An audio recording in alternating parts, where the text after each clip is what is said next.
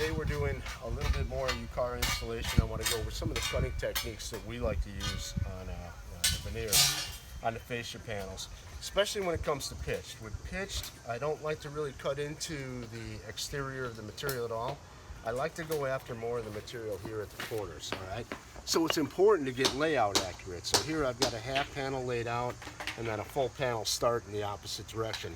The base plates definitely help me allow that opportunity to lay the fascia panels out and then begin the backer installation, all right?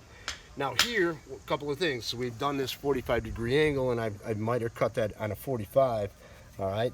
But I don't like the strength. So in using the material here, one of the things that I've done on the opposite side, a technique that I like to use a little bit more often, is a 22.5. And I know it's one extra cut, but if you look at this, it cleans that corner up and strengthens these two corners a little bit more.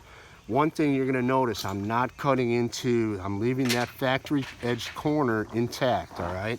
So we're not really doing that. We're just back cutting a little bit more.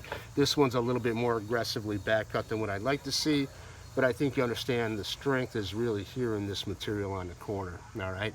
If I did a 45 on one and then rotated that back and forth on fascia panels, that 45-degree corner is a little bit of a softer spot on a corner.